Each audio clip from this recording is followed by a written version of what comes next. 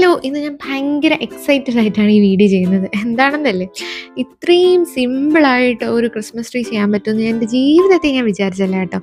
ആദ്യമായിട്ടാണ് എനിക്ക് ഇത്രയും എളുപ്പത്തിലൊക്കെ ചെയ്യാൻ പറ്റുന്നത്. കാരണം ഞാൻ ഇന്നേ വരെ ഒരു ക്രിസ്മസ് ട്രീ ഉണ്ടാക്കി നോക്കിയിട്ടില്ല. ഉണ്ടാക്കി നോക്കിയാൽ തന്നെ അതൊരു ഫെയിലിയർ ആയിരിക്കും.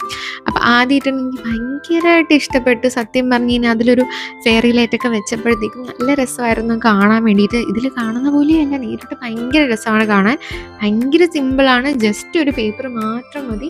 എടുക്കുക, അതിങ്ങോട്ട് എടുക്കുക, എന്നിട്ട് ഇതുപോലെ തന്നെ മടക്കി കൊടുക്കുക. എന്നിട്ടൊന്ന് രണ്ട് സൈഡൊന്ന് കട്ട് ചെയ്യുക. കട്ട് ചെയ്ത ഭാഗത്ത് നിന്ന് ഇങ്ങനെ മടക്കി മടക്കി ഇതിൽ കാണുന്ന പോലെ ഒന്ന് ചെയ്താൽ മതി. ഭയങ്കര സിമ്പിളാണ് ഇത് ഉണ്ടാക്കാൻ. അപ്പം നല്ല ക്യൂട്ടായിട്ടുള്ള ഒരു തട്ടിക്കൂട്ട് ഒരു ക്രിസ്മസ് ട്രീ റെഡി ആയിട്ടുണ്ട്.